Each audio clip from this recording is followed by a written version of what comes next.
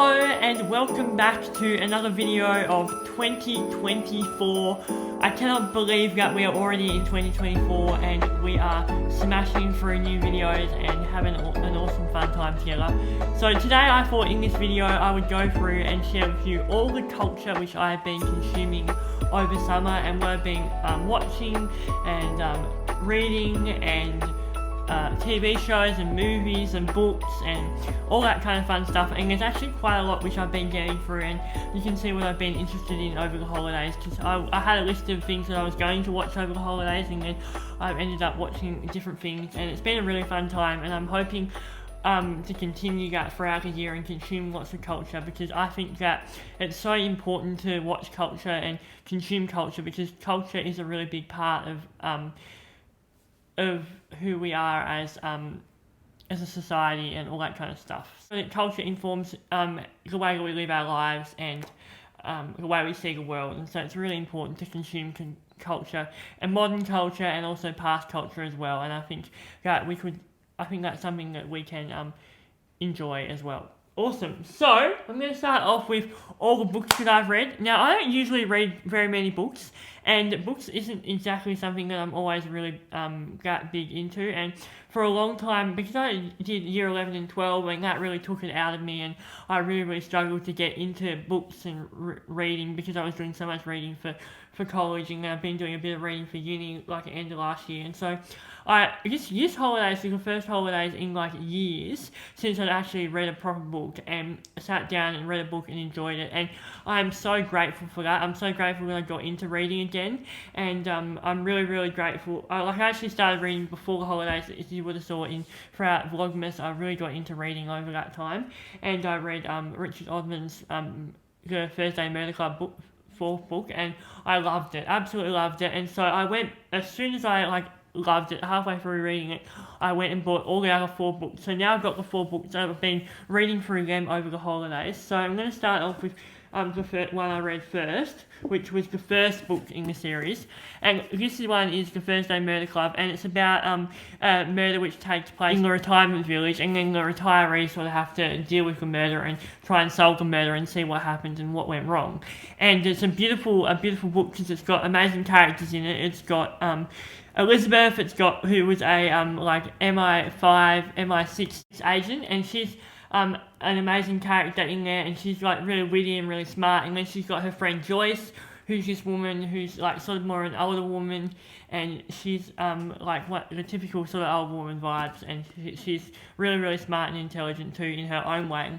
And then there's Ron, who's this like tradie character, and he used to be a union representative, and he's like really ball busting and is like a really nice old man, in my opinion. And then there's Ibrahim, and Ibrahim is a character who was a psychologist, and so he has a different perspective and looks at the sort of the mental side of things. And so they're a beautiful cast of characters.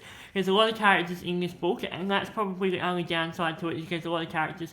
And I'll be honest with you, this one was not as good as the last one that I read, the last one, which is the last one in the series. This one's the first one, and it wasn't as good as the last one. So obviously, Richard Osman, who is a great guy, he has really improved improved his writing over the course of writing the 4 books. But it was a beautiful book nonetheless, and it got me through, although I also think there was a few things that were contributing to why I didn't enjoy it as much as the 4th one. I was away camping, and when you're camping and you're with a big group of people, it's really hard to get into a book, and because there's lots of people around and we were doing stuff and we were busy, where I found that when I was reading another book which I read, and I was with my family and we were away, I got into that one more because I had more time to sort of sit down and read it and enjoy it more. And it depends on your circumstances with reading books. You have to have really good reading circumstances to get in and enjoy reading, and so I did struggle with this one getting into it. But it is a good book nonetheless, and it kept me going, and it's worth reading just for this last half of the book. This last half of the book is the best half, and it's really grippy towards the end and takes you on a real journey. So, great book. Also, again, because I'd read 2 Thursday Murder Club books in a row, and it was time for a change. What did I read next? Strife by Mia Friedman. So Strife, I think I talked about the TV series Strife, which has come out, and that's a great TV show on Binge. It's just been released in December, and it's featuring Ashley Ketty, and she's a really good actor, and it's about this woman who creates a media company for women, and all that goes on, and all the drama associated with that. And this book is about Mia Friedman, who is a co-founder of Mamma Mia, which is a women's media platform, and her life and her memoir of her stories and being a woman, and it's a really, really interesting perspective on feminism, and it's just a woman trying to normalise life and normalise some of the things that we might be more ashamed about, and things that women might be more ashamed about, and trying to make sure that that there isn't shame attached with certain things, and the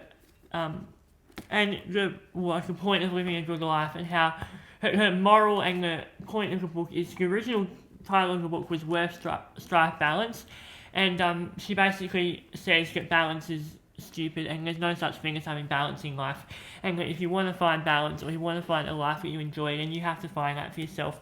But it's impossible to balance everything, and sometimes in seasons of your life you'll lean in more to parenting and being a parent and being a part of a family, and then there are other periods of your life which you lean into more your work side of things and your work, and then other times you lean into friends and having fun and all that kind of social stuff. And she basically says that there are seasons of your life when things are more of a priority than other things, and so it's all about trying to go with the ebbs and flows of life and figuring out where you're at and what season you're in. And so that was the consensus which she came to in this book, and it was really, really interesting to read that and read her musings. She also talks a lot about being a mum and the joys of being a mum and the challenges of being a mum, and her own personality and how that interfered with her being a mum, which is quite interesting too. She talks about work and how she gave up working in magazines and decided to working in media and create her own business, and how that worked. And then she talks about working with her husband and all the challenges associated with that. And yeah, it's just really, really interesting, and she talks about marriage, and it's just a good book about life, and it's so interesting for me to read other people's perspectives on life, because everyone has different perspectives on life regardless of where you've come from, and our culture and what we, the people that we live, where we choose to live, the people that we surround ourselves with, and what we believe, all affects who we are, and the way we see our world and see our life. And so she has a really interesting perspective on life, and it's interesting to see a different way of looking at things. So I enjoyed it. The next book which I read, and this one is probably the best one out of the series I believe so far. I haven't finished the third book. This is the second book, and it was The Man Who Died Twice. And this book was grippy, it was plotty, it had twists and turns all throughout. There was drama, there was suspense, there was intrigue. I didn't know what was going to happen, didn't know what was going to go wrong.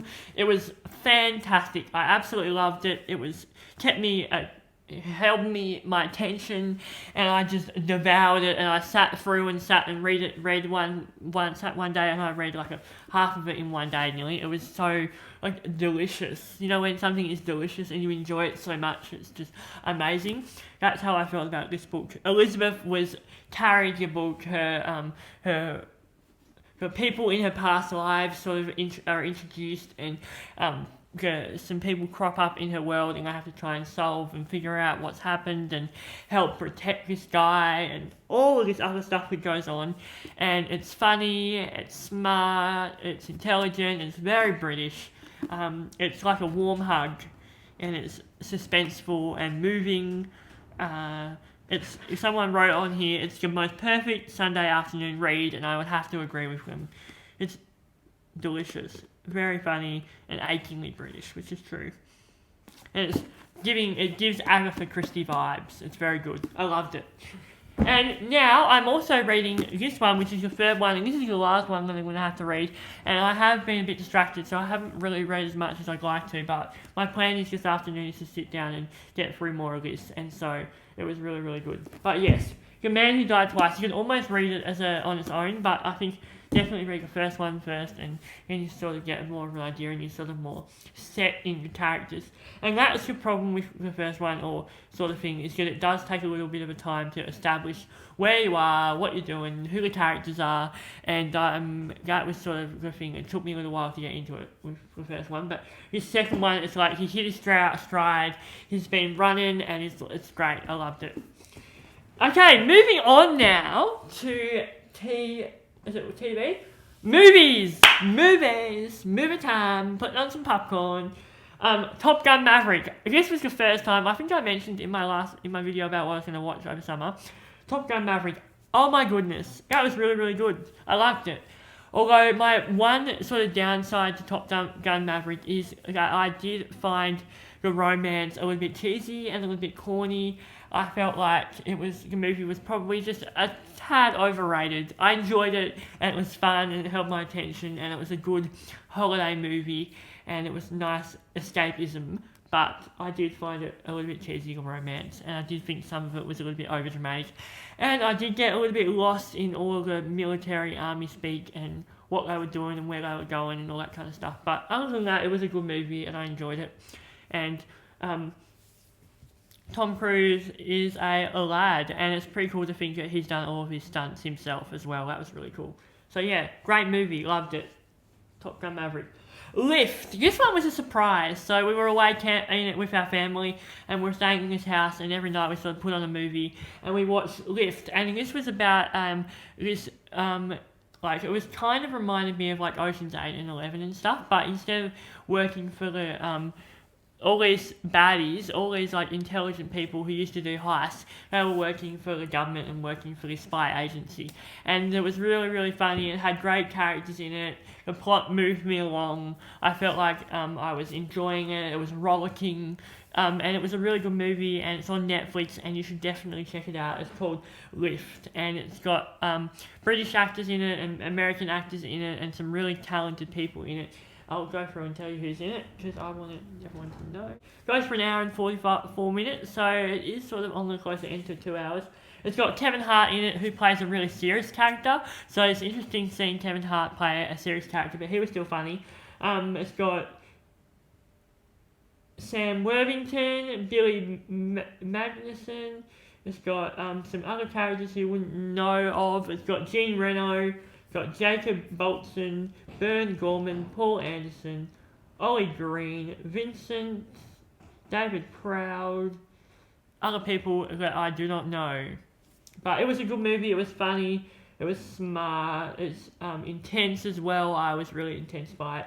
It's basically a master thief is wooed by his ex-girlfriend and the FBI to pull off an explosive heist with international crew on a 777 passenger flight on 777 passenger flight from London to Zurich. And it was fun, it was good, it was exciting, it was pacey, it was good. It was charming too, and very likeable characters. Moving on now to Genie.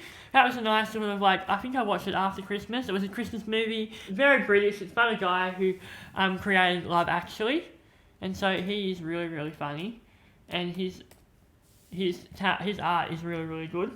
And so he was directed it, I think he even wrote it, Richard Curtis. It has Melissa McCarthy in it, it's got Alan Cumming, it's got awesome characters in it, really, really varied cast, and it was really, really fun, and it held my attention. It was a nice rom-com sort of thing, with a genie who was played by Melissa McCarthy, and she was good. She was funny.